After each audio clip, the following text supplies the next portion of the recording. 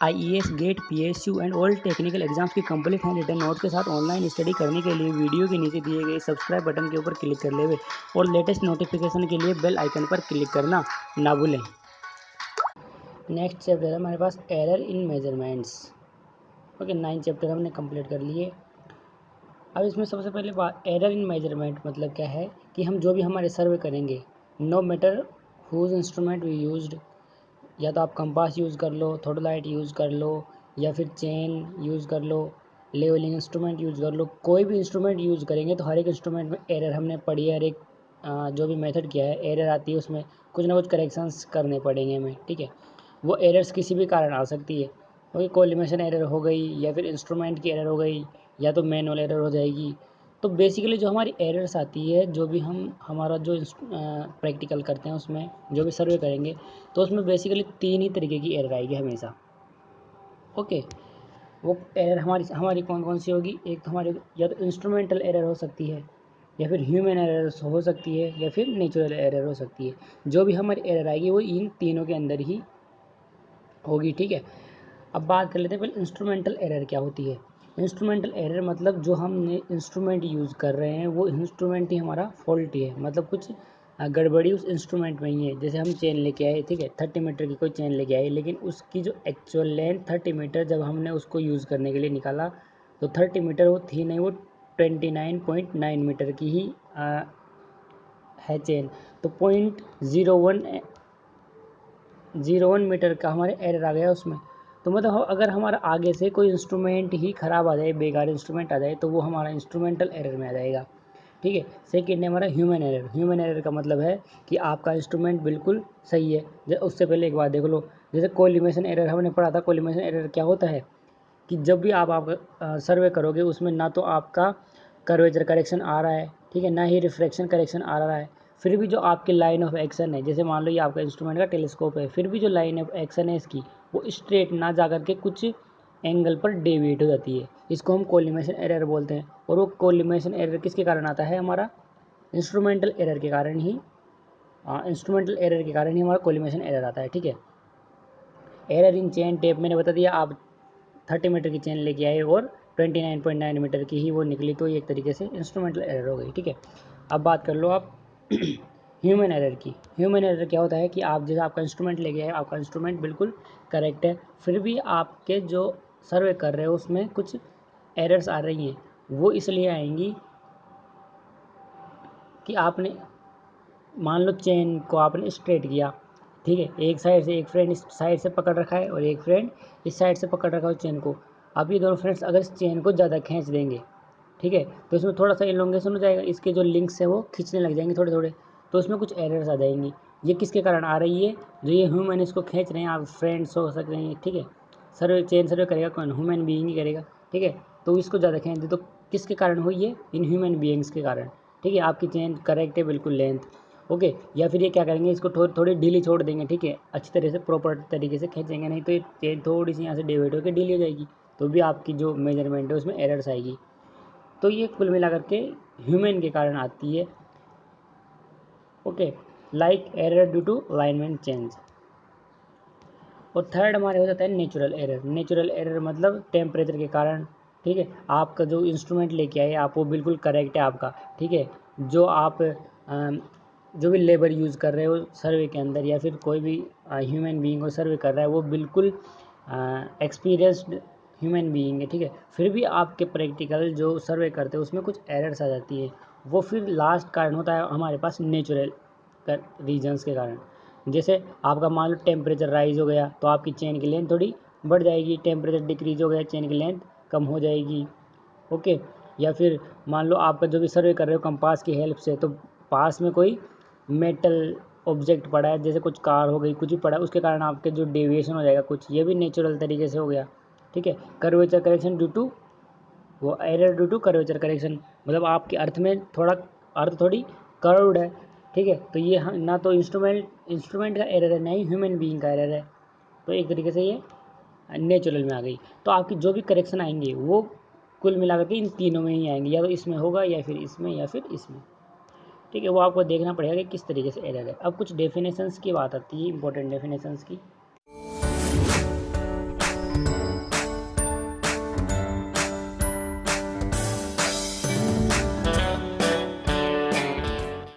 अगली बात है हमारी इंपॉर्टेंट डेफिनेशंस की। इंपॉर्टेंट डेफिनेशन सबसे पहले है मेरे पास है प्रिसीजन। प्रिसीजन क्या होता है, जब भी अगर आपका कोई सर्वे कर रहे हो, ठीक है, उसमें अच्छे से अच्छा इंस्ट्रूमेंट यूज़ कर रहे हो, बहुत ही कॉस्टली, जिसके अंदर कम से कम एरर्स आएंगे, ठीक है, उसके साथ साथ आप स्किल्ड लेबर भी यूज़ कर रहे हो, ठीक है। तो अगर आप स्किल्ड लेबर यूज़ कर रहे हो, ऊपर से आप अच्छे से अच्छा इंस्ट्रूमेंट भी यूज़ कर रहे हो, तो इस तरीके के मेजरमेंट को हम बोलते हैं डिग्री ऑफ परफेक्शन। और जिसमें डिग्री ऑफ परफेक्शन हाई होता है उसी को हम प्रिसीजन बोलते हैं। Okay, degree of perfection used in measurement is called precision. देखो, it is adopted using highly qualified instrument, using skilled man power and using correct manner of taking measurement. और अच्छे से अच्छा मेजरमेंट कर रहे हैं, तो वो क्या हो गया, हमारा प्रिसीजन हो गया, ठीक है। अब इस प्रिसीजन के कारण अच्छे से अच्छा इंस्ट्रूमेंट और अच्छे से अच्छी लेबर से जो हमारा रिजल्ट आएगा उसमें एक्यूरेसी होगी, ठीक है। तो ये एक्यूरेसी समझ आ गई, उसमें एक्यूरेसी होगी। The degree of perfection obtained is called accuracy if the measurement value is more nearer to.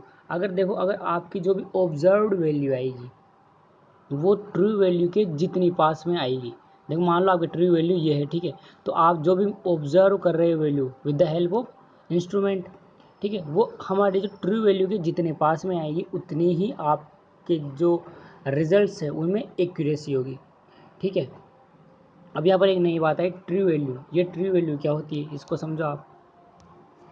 True value होती है, true value is the exact value of quantity. जो भी आप किसी का भी सर्वे कर दो उसकी एग्जैक्ट क्वांटिटी होती है, is known as true value, ठीक है। अब जो ये एग्जैक्ट क्वांटिटी होती है, ये एक आइडियल कंसेप्ट से ही हम पता लगा सकते हैं। इसको कभी भी हम हमारा जो सर्वे करके या फिर इंस्ट्रूमेंट यूज़ करके कभी भी हम ट्रू वैल्यू को पता नहीं लगा सकते। ओके, ट्रू वैल्यू तो ट्रू वैल्यू ही होती है। हम इसके बहुत ही ज़्यादा पास में पहुंच सकते हैं, हमारी जो मेजरमेंट आएगा उसमें एक्यूरेसी बहुत ज़्यादा हो सकती है, बट ट्रू वैल्यू कभी फाइंड आउट नहीं होती। ये केवल आइडियल कंसेप्ट से हमें पता लग सकती है। ओके, देखो इसमें पढ़ लो, true value is an ideal concept, we cannot get true value through only measurement, through any measurement, sorry, okay, किसी भी मेजरमेंट से हम ट्रू वैल्यू को फाइंड आउट नहीं कर सकते। ओके, अब कुछ लॉ ऑफ वेट्स है, इसकी हेल्प से हम हमारे जो भी एरर्स वगैरह हैं इनको फाइंड आउट कर लेते हैं। ओके, वो कैसे कैसे हम फाइंड आउट करेंगे उसको देखो। अब लॉ ऑफ वेट, वेट का जो लॉ है उसकी हेल्प से, ठीक है। देखो, इफ़ अ मेजरमेंट है हाई वेट, अगर किसी मेजरमेंट का बहुत ही ज़्यादा वेट आ रहा है, ठीक है, वेट मतलब वजन वाला वेट नहीं, वेट मतलब कोई वैल्यू है, ठीक है, उसका बहुत ही पास में वैल्यू आ गई जिसका वेट ज़्यादा है, ठीक है। जैसे ये आपकी ट्रू वैल्यू है, ठीक है, आपका मेजरमेंट एक यहाँ आया, ठीक है, एक मेजरमेंट यहाँ आया, तो जो ये मेजरमेंट आया है इसका वेट ज़्यादा होगा, इसके मुकाबले इसका वेट कम होगा, ठीक है। तो जो जिसके जितने पास में आएगा उसका वेट ज़्यादा होगा। ये वेट यहाँ वजन की बात नहीं कर रहा है, ठीक है, ये ध्यान रखना पहले तो। अब पढ़ो डेफिनेशन, देखो, if a measurement have high weight it means that measurement is more nearer to the true value of quantity, वो हमारे ट्रू वैल्यू के बहुत ही ज़्यादा पास में है, ठीक है। हाई वेट का मतलब ये है। देखो, wait of measurement represent importance of reading on the basis of accuracy. ये एक्यूरेसी के बेस पर जो भी हमारे रीडिंग की इम्पोर्टेंस को बताता है। ये एक्यूरेसी के बेस पर जितनी ज़्यादा हमारी एक्यूरेसी होगी उतना ही हमारे जो रीडिंग्स है वो इम्पोर्टेंट होगी हमारे लिए। ओके, अब देखो इसको समझो, वेट इज, ये ध्यान रखना आप, weight is inversely proportional to error. मतलब आपकी, मानो ये वेट, एक मानो यहाँ पर है आपका वेट यहाँ आ गया, ठीक है, एक वैल्यू यहाँ आ गई, इसका वेट आपका कम होगा, इसका वेट कम होगा तो बेसी बात है इसमें एरर ज़्यादा आ रही है, ठीक है। और इसका वेट इसके मुकाबले ज़्यादा होगा तो इसमें एरर देखो इतनी आ रही है। तो सीधी सीधी बात क्या हो रही है, आपकी एरर जितनी ज़्यादा होगी, एरर जितनी ज़्यादा होगी वेट उतना ही कम होगा, और एरर जितनी कम होगी वेट उतना ही ज़्यादा होगा। समझ आ गया ये रिलेशन, ठीक है, ध्यान रखना है। तो weight inversely proportional to error. Okay, अब कुछ रूल्स है, इनकी हेल्प से हम एरर या फिर रिजल्ट्स कैसे फाइंड आउट करेंगे वेट के, ठीक है। रूल नंबर फर्स्ट है हमारा समीशन के लिए। ओके, कि आपकी दो क्वांटिटी समीशन के लिए, इफ़ क्वांटिटी कोई एक x1 x2 क्वांटिटी, अभी क्वेश्चन करेंगे तो समझ आ जाएगा, अभी क्या है जो थ्योरी है उसको समझो। क्वांटिटी x1 x2 कोई क्वांटिटी है, are taken with weight W1 W2, ठीक है। x1 क्वांटिटी का वेट है W2, x2 का है x1 क्वांटिटी का वेट है W1 और x2 क्वांटिटी का वेट है W2। Okay, then for addition of weight of results, तो इसके जो वेट हैं, इन वेट का रिजल्ट फाइंड आउट करो कब, will be reciprocal of sum. अच्छा, ये कह रहा है कि इनका वेट फाइंड आउट कैसे करेंगे हम। ओके, x1 के लिए W1 दे रखा है, x2 के लिए W2 दे रखा है। तो अगर आप इन क्वांटिटीज़ का एडिशन करोगे, मतलब x1 प्लस x2 करोगे, तो इन वेट का एडिशन किस तरीके से आएगा, वो आएगा sum of reciprocal of individual weight of quantity, reciprocal. ठीक है, देखो यहाँ देख लो डेफिनेशन में थोड़ा आप समझो। अगर आप क्वांटिटीज़ का सम करोगे तो जो वेट का सम है वो इस तरीके से होगा, reciprocal of sum of individual quantities. देखो 1 divided by 1/W1 plus 1/W2, ये ध्यान रखना है। देखो एग्जांपल से समझ लो एक बार, अगर x1 का आपका 2.3 कोई क्वांटिटी है, उसका वेट दे रखा है आपका 2, और x2 कोई क्वांटिटी है 2.7, इसका वेट दे रखा है आपका 4। तो रिजल्ट के लिए बोल रहा है कि S1 S2 अगर आप इसका सम कर दोगे, इन दोनों के सम करोगे, x1 प्लस x2 करोगे, तो इसके जो वेट है उनका रिजल्ट क्या निकल के आएगा हमारे पास। अगर आप क्वांटिटीज़ का सम करोगे तो आपका जो वेट है उनका रिजल्ट क्या निकलेगा। तो उनका रिजल्ट ऑब्वियस सी बात है, इस फॉर्मूले से निकाल लेंगे, 1 plus W1 plus W2, 1 plus 1/W1 इससे फाइंड आउट करोगे तो ये आ जाएगा। मतलब x1 के 2.3 के लिए 2 वेट था, 2.7 के लिए 4 वेट था, तो हमारा 5 के लिए कितना वेट होगा, 4/3। ओके, अब आती है सब्सट्रैक्शन की बात। अगर आपको माइनस करना है क्वांटिटीज़ को, ये पढ़ लेना, आप वही बात बोल रहा है, ठीक है। अगर आपको माइनस करना है, x1 माइनस x2 करना है, तो रिजल्ट वही होगा आपका जो पहले था, ठीक है। आप दो क्वांटिटीज़ को का एडिशन करो या फिर सब्सट्रैक्शन करो, जो वेट ऑफ रिजल्ट है वो आपका सेम होगा, reciprocal of individual sum of quantity, weight. Okay, यही रहेगा। मल्टीप्लिकेशन की बात करें, ठीक है, तो आपकी कोई भी क्वांटिटी है x, ठीक है, आपकी कोई क्वांटिटी है x, अगर x के अंदर हम कोई भी कांस्टेंट चीज़ अगर ऐड मल्टीप्लाई कर रहे हैं, सॉरी, ठीक है, x आपकी कोई क्वांटिटी है, इसके अंदर हम कोई कांस्टेंट मल्टीप्लाई कर रहे हैं k, तो आपका जो वेट होगा w, उसका रिजल्ट किस तरीके से निकलेगा, तो उसका रिजल्ट निकलेगा हमारे पास जो डब्ल्यू आर रहेगा वो रहेगा हमारे पास W/K²। अगर आप किसी क्वांटिटी में k को मल्टीप्लाई करोगे, एस बराबर के एक्स करोगे, मतलब एक्स के अंदर के को मल्टीप्लाई करो क्वांटिटी में, तो जो वेट का रिजल्ट है वो आपके पास W/K², ठीक है, इस तरीके से आएगा W/K²। और अगर आप इसको डिवाइड करोगे, किसी क्वांटिटी को के से, किसी कांस्टेंट से डिवाइड करोगे, तो उसका वेट का रिजल्ट आएगा मल्टीप्लाई K², ठीक है।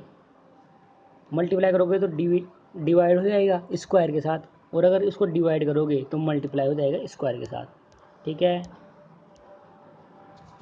अब एक अलग बात आती है, अगर आप किसी भी क्वांटिटी में किसी कांस्टेंट को ऐड करोगे तो उस पर कोई चेंज नहीं होगा वेट के ऊपर, वेट आपका W का W रहेगा।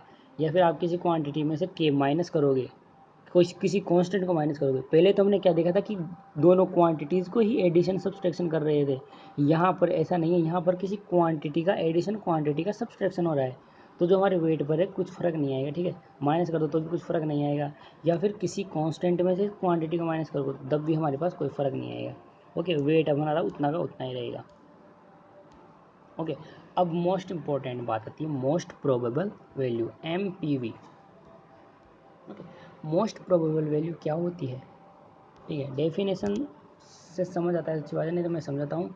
The most probable value of a quantity is a value, ये मोस्ट प्रोबेबल वैल्यू एक तरीके की वैल्यू होती है of measurement that have more chance of being the true value of quantity, ठीक है। मोस्ट प्रोबेबल वैल्यू क्या होती है कि ये आपका मान ली को ट्रू वैल्यू है, ठीक है, तो इसके पास में आपकी कोई, आपने कुछ वैल्यू ऑब्जर्व करी, ठीक है, तो एक वैल्यू आपकी ये आ गई, एक वैल्यू आपकी यहाँ कहीं आई, एक वैल्यू कहाँ यहाँ कहीं आई, और एक वैल्यू यहाँ कहीं आ गई, मान लो ये आ गई। तो इसमें से मोस्ट प्रोबेबल वैल्यू कौन सी होगी, हमारी मोस्ट प्रोबेबल वैल्यू होगी ये वाली, ठीक है। ये क्यों होगी, क्योंकि जो भी वैल्यू आपकी ट्रू वैल्यू के जितनी पास में होगी और वो ज़्यादा से ज़्यादा कोशिश करेगी ट्रू वैल्यू बनने की, ठीक है, जो भी रीडिंग आपकी ट्रू वैल्यू बनने की कोशिश करेगी ज़्यादा से ज़्यादा, that value is known as most probable value. Okay, अब इस मोस्ट प्रोबेबल वैल्यू को हम प्रिंसिपल ऑफ लीस्ट स्क्वायर से समझ सकते हैं, ठीक है। इसका पता हमें किस तरीके से लगेगा कि मोस्ट प्रोबेबल वैल्यू हमारी कौन सी है, ठीक है। तो इसको हम एक प्रिंसिपल यूज़ करते हैं, the name of that principle is principle of least square. Okay, इसको देखो, most probable value of quantity is that value for which sum of square. एक तो आपके पास तरीका, अगर आपके पास रीडिंग्स आ गई तो आपके पास एक तो ये तरीका है कि जो भी इसके ज़्यादा पास में होगी वो मोस्ट प्रोबेबल वैल्यू होगी। ठीक है, अगर आपके पास ऐसा नहीं है, एरर्स दे रखी हैं आपके पास, तो एरर से आप कैसे फाइंड आउट करोगे कि आपकी मोस्ट प्रोबेबल वैल्यू कौन सी है? तो उसको आप बोलोगे sum of square of error at least is least. ठीक है, आपकी जो भी एरर्स आएंगी किसी भी रीडिंग्स के लिए, ठीक है, मेजरमेंट के लिए, तो अगर आप उसके एरर का स्क्वायर का सम करोगे तो वो कम से कम आना चाहिए, सबसे लीस्ट होना चाहिए। ठीक है, समझ नहीं आ रहा ना डेफिनेशन से? अभी क्वेश्चन करेंगे तो समझ आ जाएगा। ओके, अभी आप सुनो, अब क्वेश्चन करने के बाद वापस इसको देखोगे, वापस थ्योरी को, तो अच्छे से समझ आएगा। ठीक है, और अगर आपको कुछ चीज़ समझ नहीं आ रही है तो सीधे सीधे उसका एक ही मतलब है कि वो आपके लेवल से हाई है थोड़ी, तो आपको उसको समझने की कोशिश करनी पड़ेगी थोड़ी थोड़ी। ओके, तो थोड़ा लगाओ दिमाग, समझ आएगा। ठीक है, if measurement x1 x2 xn, ये आपके कुछ मेजरमेंट्स है, आर टेकन विद वेट, और कुछ w1 w2 अप टू इसके वेट दे रहे हैं। ठीक है, तो इसकी मोस्ट प्रोबेबल वैल्यू कैसे निकलेगी? ठीक है, समझ आ रहा है कि आपकी x1 x2 x3 कुछ क्वांटिटीज़ दे रखी हैं और कुछ वेट दे रखे हैं w1 w2 up to wn। मतलब x1 के लिए w1 दे रखा है, x2 के लिए w2 दे रखा है, तो उसकी मोस्ट प्रोबेबल वैल्यू आप कैसे निकालोगे? तो आपको सीधा सीधा क्या करना है उसमें कि जो आपकी x1 क्वांटिटी है उसको w1 के साथ मल्टीप्लाई कर दो, x2 का क्वांटिटी है उसका वेट कितना है w2, उसके साथ मल्टीप्लाई कर दो और सबका एडिशन कर दो। देखो ऊपर यहाँ सबका एडिशन कर दो, x2 w2 plus x3 w3 plus up to xn wn, और डिवाइड कर दो आपको जितने भी वेट है उनके सम का। ओके, तो ये आपकी मोस्ट प्रोबेबल वैल्यू निकल के आ जाएगी with the help of principal of least square. Okay, तो ये आपको ध्यान रखना है ये। ठीक है, अब अभी क्वेश्चन करेंगे इस पर।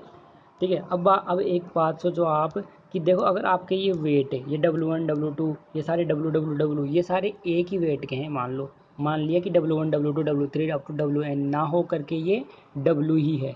ओके, तो देखो, यहाँ से सब जगह से W कॉमन आ जाएगा बाहर, W1 W2 हट जाएगा, यहाँ WN तक हट जाएगा क्योंकि W कॉमन ले लिए, क्योंकि W1 W2 W3 हमारा W ही है, सेम वेट के। और नीचे से भी हमारा W1 W2 W3 W3, ये क्या हो जाएगा आपका n टाइम्स W हो जाएगा। ओके, तो W से W कट गया तो हमारा x1 plus x2 divided by n हमारा ये आ जाएगा। ओके, कब कब आएगा? Weight of measurement are equal, जब हमारे जो वेट ऑफ मेजरमेंट्स हैं वो हमारे इक्वल होंगे जब।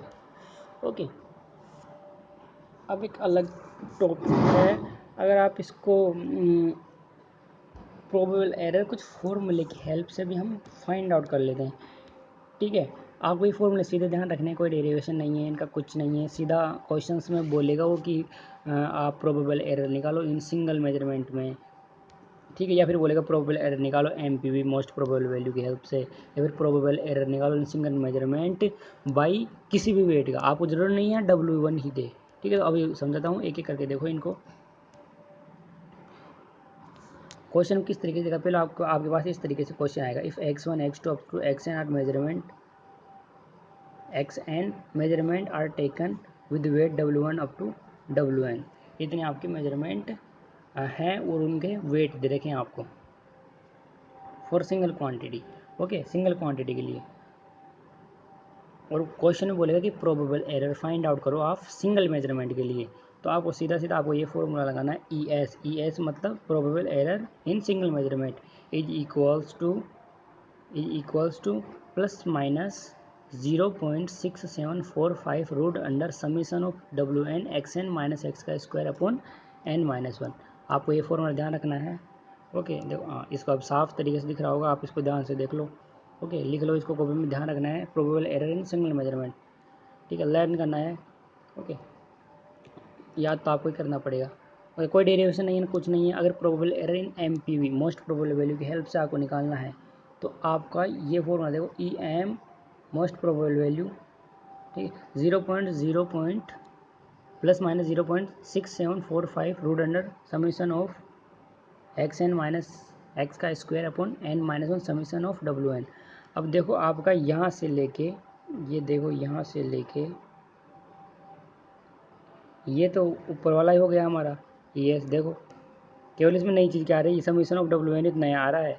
ठीक है, तो इस सारी वैल्यू को तो हमने क्या लिख दिया, देखो ई एस, क्योंकि ई एस ही तो है ये यहाँ पर। ओके, और नीचे क्या कर दिया हमने, समीशन ऑफ डब्ल्यू एन। तो आपको कुल मिलाकर के क्या फॉर्मूला, पहले तो आप ये फॉर्मूला याद कर लेना। ठीक है, अगर इसके अंदर आप समीशन ऑफ डब्ल्यू एन का से डिवाइड कर दोगे तो आपको probable error in M P V आ जाएगा। ठीक है, यहाँ तक आ गया हमारा, ई एस तक आ गया। और अगर देखो अब आपको पूछे कि single measurement of weight W one के लिए निकालो या फिर डब्ल्यू टू के लिए निकालो। ठीक है, ये जैसे ये डब्ल्यू वन डब्ल्यू टू आपको वेट देगा ना हर एक मेजरमेंट के लिए, उसमें से आपको किसी भी वेट के लिए पूछ सकता है वो। तो जिस भी वेट के लिए पूछे उस वेट का इसमें डिवाइड कर दो उस वेट का। ठीक है, ये आपका उस वेट के लिए हो जाएगा। देखो ये अपॉन डब्ल्यू वन कर रहा है, क्योंकि डब्ल्यू वन के लिए नहीं फाइंड आउट करना। अगर यहाँ पर डब्ल्यू टू के लिए फाइंड आउट करना तो यहाँ पर डब्ल्यू टू लिख देना। समझ आ गया। देखो अब क्वेश्चन करते हैं, इससे क्लियर हो जाएगा। ये देखो आपके पास ये क्वेश्चन है। क्वेश्चन क्या बोल रहा है, following measurements are taken for a quantity and their length are. आपको लेंथ दे रखी है, मतलब आप क्वांटिटी दे रखी है और उनका वेट दे रखा है। ये एक्स वन हो गया, ये डब्ल्यू वन हो गया, X two W two, X three, X four, X five. इस तरीके से आपको सारी वैल्यूज दे रखी है। ओके, जैसा हमने बताया था मैंने उस तरीके से दे रखा है। और बोल कर रहा है क्या फाइंड आउट करना है आपको, probable error in single measurement. ठीक है, सेकंड क्या बोला, probable error of weighted average mean. देखो ये वेटेड एवरेज मीन है, इसका मतलब सीधा सीधा हमारा एम पी वी ही होता है। ठीक है, मोस्ट प्रोबेबल वैल्यू। और तीसरा क्या बोल रहा है हमको, probable error of single measurement, जो हमारा सिंगल मेजरमेंट फाइंड आउट करोगे, single measurement of weight W two. ठीक है, सेकेंड वेट के लिए हमें फाइंड आउट करना है। सेकेंड वेट मतलब इसके लिए ओके, वेट टू के लिए हमें फाइंड आउट करना। ठीक है, अब यहाँ जरूरी टू ही नहीं, यहाँ क्वेश्चन में नहीं रखा था, यहाँ अलग से लिख रखा है टू। ओके, जरूर नहीं है टू ही दे आपको, यहाँ क्या होता है 9 भी दे देता हो, 9 के लिए फाइंड आउट करो, सॉरी 9 के लिए फाइंड आउट करो। बोल देता एक के लिए फाइंड आउट करो, एक के लिए फाइंड आउट। बस आपको जो यहाँ सिंगल मेजरमेंट की आप निकाली हो फर्स्ट ऑप्शन में आप जो निकालोगे उसको उस वेट से डिवाइड करना है, तो इसके लिए फाइंड आउट हो जाएगा सीधा सीधा। सॉल्यूशन देखते हैं इसका। देखो क्या है सॉल्यूशन। सबसे पहले आपको क्या निकालना है, मोस्ट प्रोबेबल वैल्यू निकालनी है, एक्स निकालना है। मोस्ट प्रोबेबल वैल्यू मतलब सिंपली एक्स। एक्स हम क्यों निकाल रहे हैं, क्योंकि हमारा एक्स काम आता है। देखो यहाँ पर ये रहा एक्स फॉर्मूले में, इसलिए हम एक्स निकालेंगे। सबसे पहले आप क्या करना, क्वेश्चन करो तो सबसे पहले सीधा आपको फॉर्मूला लिखना है। ठीक है, अब इस फॉर्मूले में देखना है अपने को कि क्या क्या वैल्यू हमारे पास है और कौन कौन सी वैल्यू हमारे पास नहीं है। ठीक है, तो आप देखोगे हमारे पास एन है, मतलब टोटल कितने उसके अंदर मेजरमेंट्स हैं। ठीक है, एक्स हमारे पास नहीं है। सबसे पहले एक्स फाइंड आउट कर लेते हैं। और एक्स कैसे फाइंड आउट करते हैं हम, एक्स हमारे पास फॉर्मूला था ही W1 प्लस W2 अभी जो हमने ऊपर देखा था। ठीक है, तो आप इसकी हेल्प से फाइंड आउट कर लो W1 प्लस W2 W3 मतलब ऊपर जब बताया था अभी क्वेश्चन में W1 सबको मल्टीप्लाई करके divided by W1 plus W2 plus W3 सबका डिवीजन से एडिशन करके उनका इससे डिवाइड कर दोगे तो आपके पास ये हमारी एक्स फाइंड आउट हो जाएगी। ओके, उसके बाद में एक ये कंप्लीट वैल्यू फाइंड आउट कर लो, क्योंकि हमारे देखो यहाँ कंप्लीट वैल्यू देखो ये आ रही है, आपको ये फॉर्मूले में से कंप्लीट वैल्यू आएगी हमारे पास। ठीक है, तो इसे फाइंड आउट कर लो, डब्ल्यू एन क्या है। ठीक है, समीशन करोगे आप तो डब्ल्यू एन मतलब 1, सबसे पहले 1 के लिए फाइंड आउट करो तो ये क्या हो जाएगा, W1 माइनस एक्स का स्क्वायर। ठीक है, ये हो गया। फिर सेकंड के लिए फाइंड आउट करोगे तो सेकंड के लिए क्या हो जाएगा, W2 माइनस एक्स का स्क्वायर। फिर तीसरे के लिए W3 इस तरीके से सबके लिए निकाल लोगे। समीशन का मतलब यही होता है, समीशन का मतलब एडिशन। ओके, इस समीशन का मतलब क्या है कि एक बार यहाँ पर 1 रख के आप ऐड कर दो इनको, प्लस फिर 2 रख के ऐड कर दो यहाँ पर n की जगह, प्लस फिर n की जगह 3 रख के ऐड कर दो। समीशन का मतलब यही होता है। ओके, बस अब आपको फॉर्मूले में वैल्यू रखनी है। सिंगल मेजरमेंट के लिए फॉर्मूला हमारा ये था, ये तो कांस्टेंट है, ये तो रहेगा ही। रूट अंडर ये वैल्यू आपने फाइंड आउट कर ली, ये कितने है 3.115। ओके, अपॉन एन टोटल हमारे पास वेट कितने थे, 5 थे वेट हमारे पास, W1 W2 W3 W4। ये देखो यहाँ पर ओके W1 की 5 ही है। ओके, फिर बस क्या करना है, सोल्व करना है और ये आ जाएगा आपके पास। इसी तरीके से आपको एम पी वी के लिए निकालना है तो आपको सिंपली जो ये निकालना, इसके अंदर आपको समीशन ऑफ डब्ल्यू एन का भाग देना है। और समीशन डब्ल्यू एन कितना है हमारे पास 22, सबको जोड़ दो आप। समीश देखो समीशन है रूट समीशन WN का मतलब क्या है, समीशन का मतलब सम करना है हमको, WN मतलब एक बार W1 plus W2 plus W3 जब तक चलता रहे जब तक सम करना है। ये तो सिंपल चीज़ है, ये तो आप जानते होंगे, ठीक है, ये तो मैं फालतू बता रहा हूँ। इस तरीके से ये आ जाएगा। और हमें 2 के लिए करना है तो डिवाइडेड बाई 2 कर दो, इसको डिवाइडेड बाई 2 करोगे तो आपकी ये आएगी।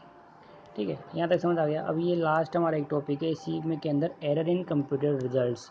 ये भी हमारा इसी तरीके से है। इसके लिए next lecture please. Thank you.